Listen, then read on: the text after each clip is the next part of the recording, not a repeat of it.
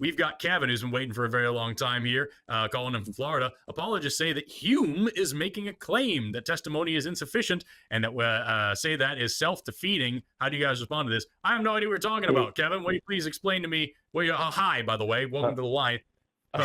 Hey, what you're talking about. how's it going? It's literally what I was ranting about for like one of the calls, so we're good. Yeah.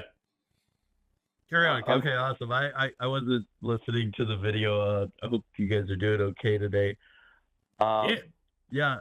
Okay, awesome. Yeah, so I have a question about, so David Hume says that, and correct me if I'm wrong on how I say this, that witness testimony alone can never be enough evidence to establish a miracle.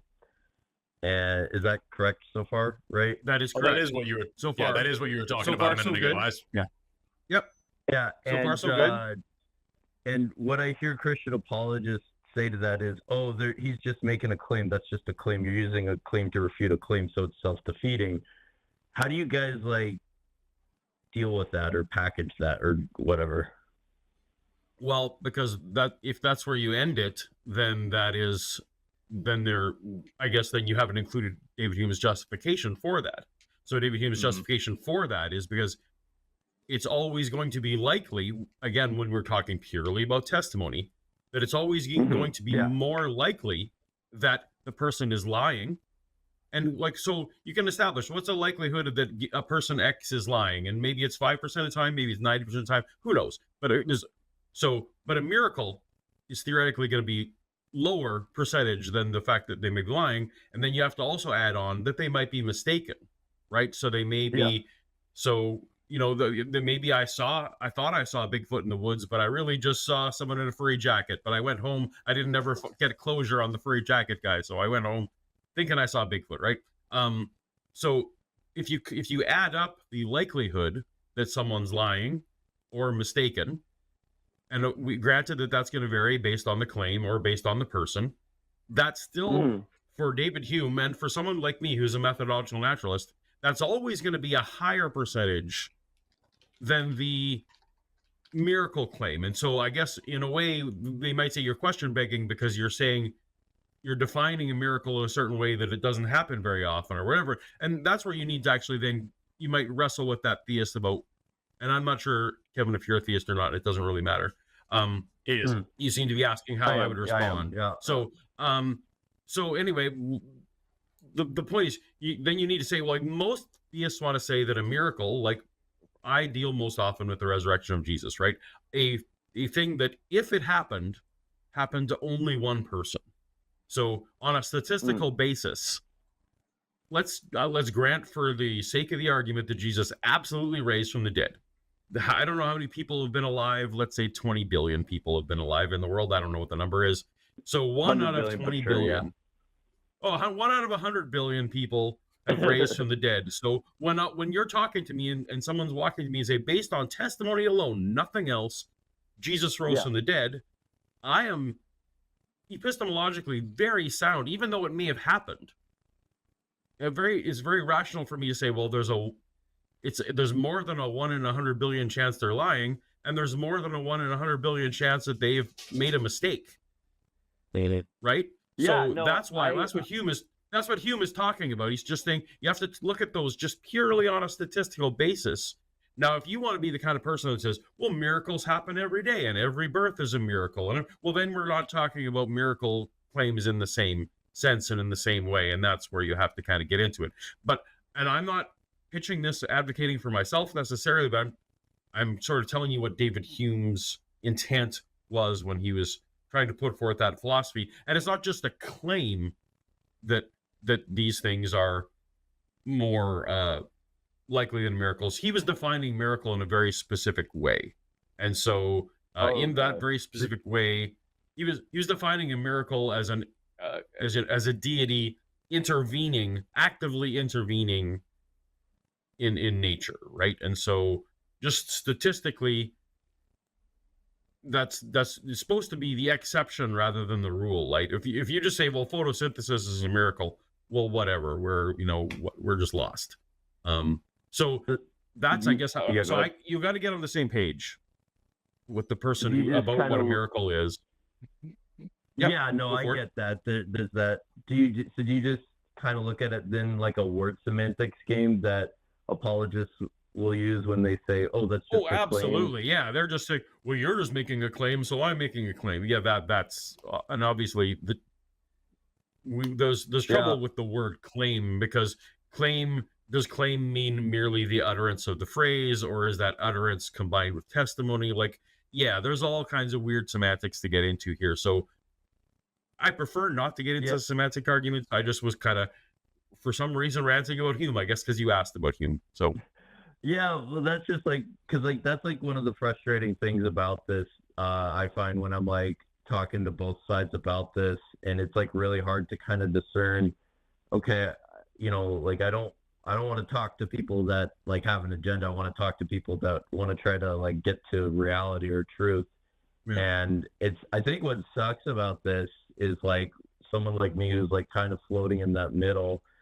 I talk to atheists, and I think people like you guys are like genuinely trying to get to truth. I don't think this is like a game you get. I don't look at this as a game you're playing, but like even if someone were to look at it like that, I think everyone of every religion and atheism would technically be doing that, but I don't look at that as like necessarily a bad thing, I guess. But it's just unfortunate because it's like I think there's people like that on both sides and you're just gonna have people that are gonna be mistaken. And I don't know. It would be cool to just like have a world. I'm just kind of ranting now, where it's like where we could just know for certainty that there's a God, or know for certainty that there isn't a God, and not this middle ground that it seems like we have. It would be cool if we lived in a world where we could know for certain anything, but we're not in such a world. The best that we have is evidence, and so like that's kind of what we bring to the table, is we're looking for evidence to believe a thing. And there's, as we talked about with the last caller, one of the last callers, is that extraordinary claims require extraordinary evidence. So if Paul calls me up and tells me that he had pizza last night, that's not an extraordinary claim. It is a thing that, like, if I really cared, I could find evidence for, but it would be pretty ordinary evidence: a receipt, a box, a phone record of the call, it's something to a stool sample, whatever it may be, to show me that this is something that happened. But if Paul calls me up and says that there's aliens, or that God exists, or that there's golfers in the moon, or whatever other crazy big thing, you need more than just a little bit of evidence for that. And so, you're talking about that the idea that Hume making the claim that testimony is insufficient is in itself just a claim. Well, what's the alternative? The alternative is, I believe anything that anybody says to me. Anybody can come along and sell me a bridge, and I'm going to say, well, I mean, they said it. Fuck, dude. I mean, what else can I do but believe it? And like that, that doesn't seem like a very safe way to live. And so, like, Hume, of course, he's making a claim. He's making a claim about the best way to go about being a logical thinking person. And I think it's a reasonable claim to make. And so you now get to decide. Philosophy isn't science. Philosophy is just a suggestion of how to think about the world. All the philosophy bros hate me for saying that.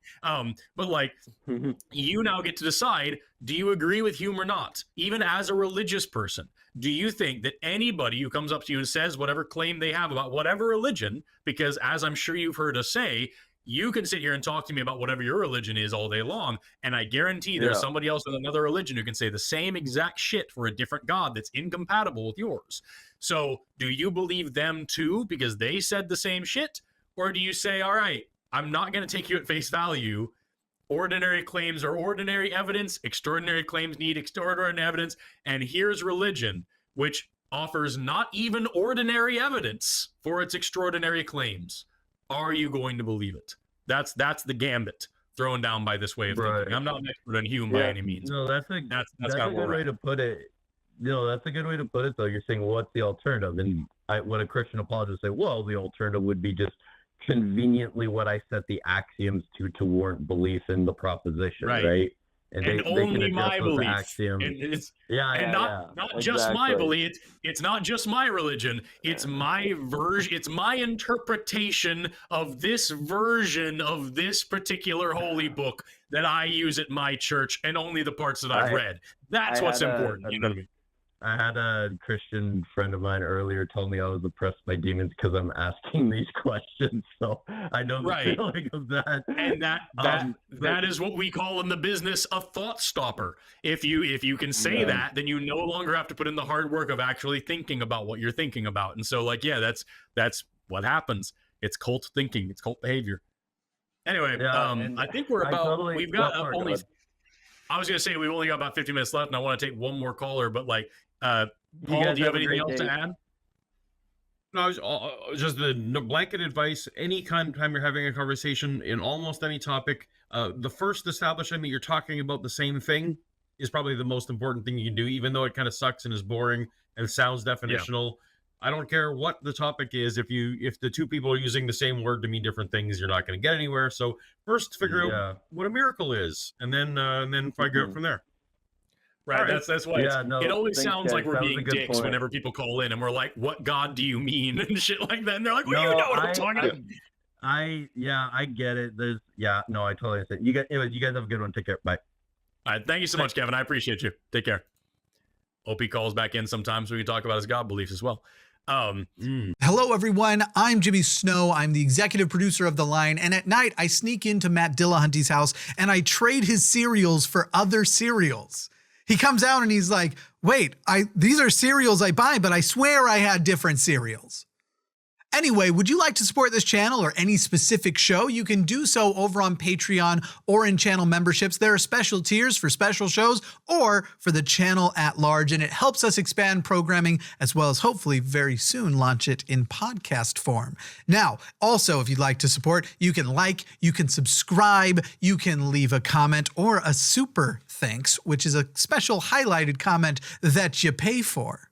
Those are fun. And, screw the algorithm, go check out something over here, I suppose. Boy, I hope I can still put those icons there, because if I can't, this is going to look really stupid. I'm going to go buy some Cocoa Puffs and switch out Matt's mini wheats now.